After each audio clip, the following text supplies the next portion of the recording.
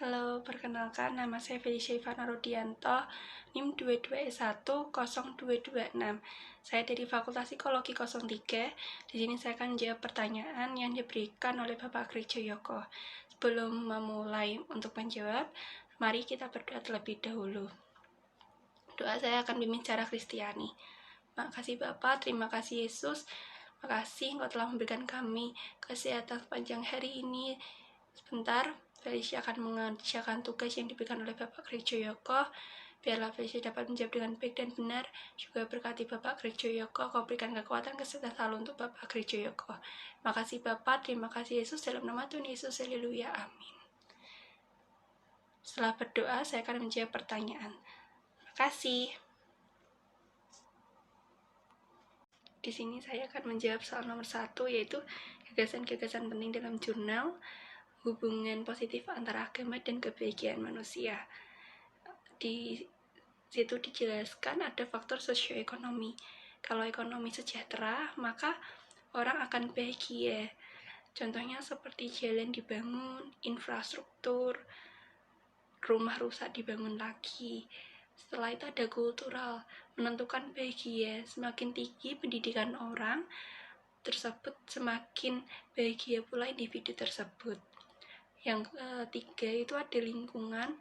Apabila lingkungan kotor, orang tidak akan bahagia.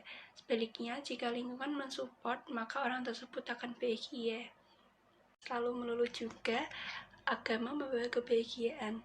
Orang yang tidak religius di US lebih rasional, fokus karir, income lebih tinggi daripada orang yang religius. Sedangkan di Jerman, ada pengaruh positif antara agama dan kebahagiaan individu. Mereka mempunyai cara untuk mensupport, misal gereja membagi-bagikan makanan, donasi bagi mereka yang kekurangan. Jadi, mereka yang berkecukupan diatur agama untuk berbagi. Secara agama, mereka sering mendoakan, membantu. Orang yang percaya Tuhan akan hidup baik-baik aja. Jadi, di Jerman, agama mempengaruhi kebahagiaan seseorang. 79% agama itu sangat berpengaruh, tidak cukup hanya kultural, lingkungan, tetapi spiritual. Orang ateis tidak akan menekankan itu.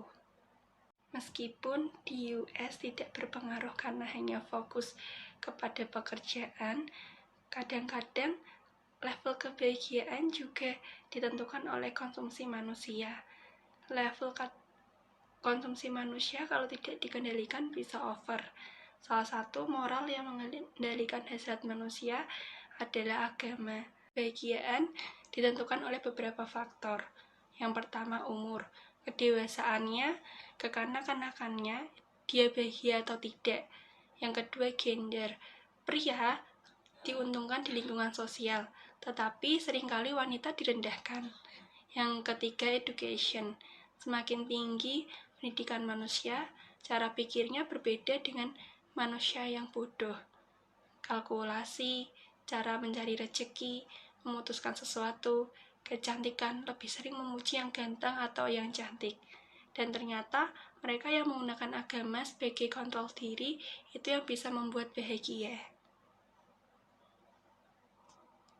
Yang nomor 2, semua orang, baik dewasa maupun anak-anak, pasti ingin bahagia.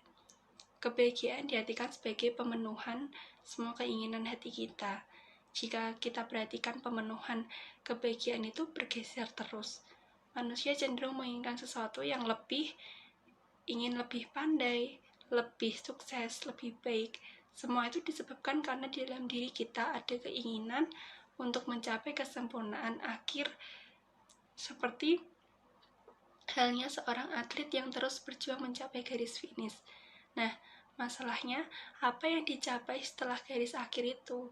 Memang bagi kita yang masih hidup di dunia, titik akhir itu tidak dapat kita gambarkan secara persis. Tak heran, walaupun semua orang ingin bahagia, umumnya orang tidak tahu cara persis macam kehidupan seperti apa yang dapat menghantarkan kita ke sana. Akibatnya, tiap-tiap orang mengejar hal yang berbeda-beda untuk mencapai kebahagiaan itu. Maka, kebahagiaan sejati manusia hanya ada di dalam Tuhan. Kita menyadari bahwa kebahagiaan kita di dalam Tuhan, kalau kita tidak mengarahkan hidup kita ke sana, itu belum berguna bagi kita.